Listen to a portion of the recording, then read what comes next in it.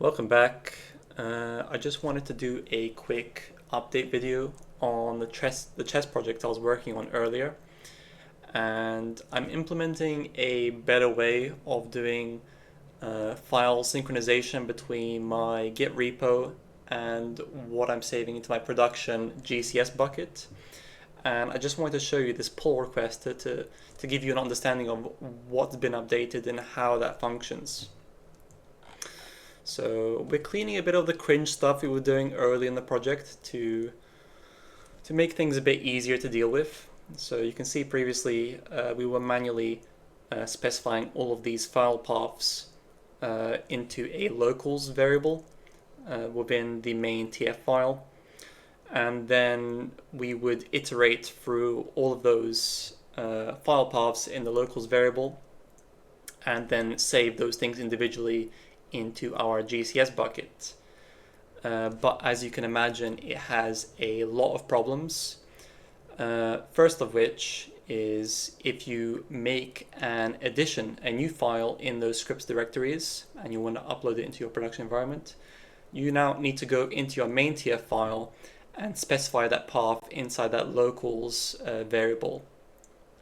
And additionally, if you remove something and you don't want it to go into your production environment, if you remove something and you forget to update the main TF file, it's now going to error out. It's going to crash your entire CI/CD process, and that is a huge problem.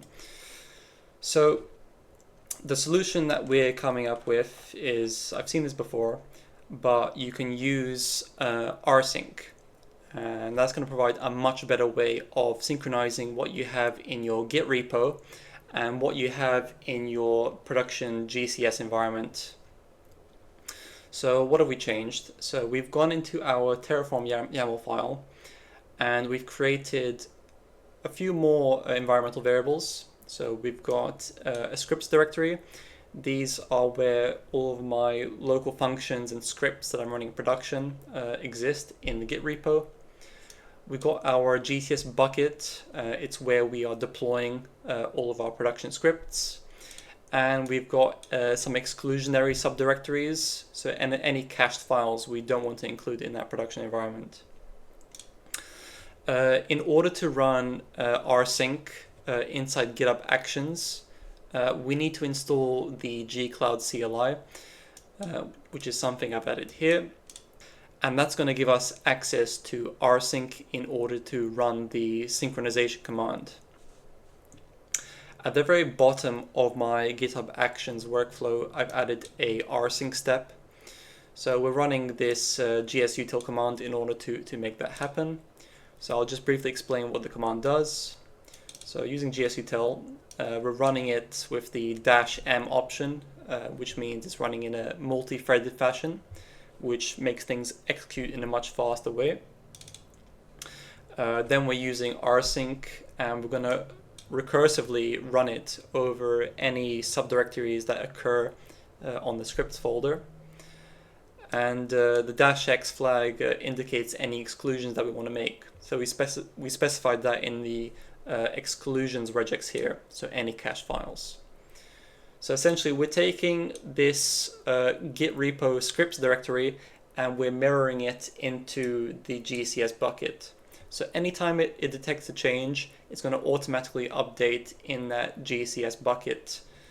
And this is going to be anytime we push into the main branch for our Git repo. And yeah, that pretty much sums up all the changes. It's a very simple pull request.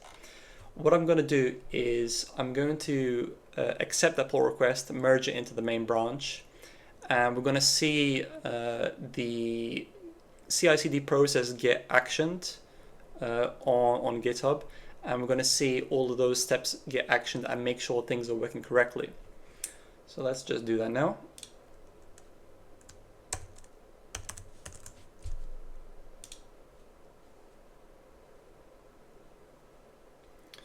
So it's passed all the checks, no conflicts with the main branch. I am just going to merge this onto the main branch now.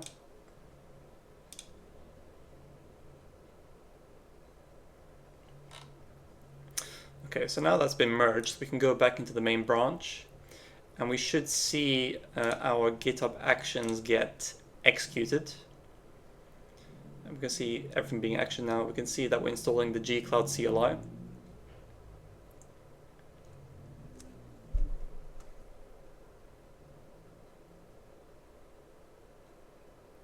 Takes a bit of time since it's a bit more of a chunky plugin.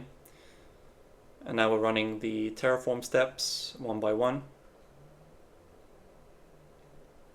Planning any changes in the environment and applying them.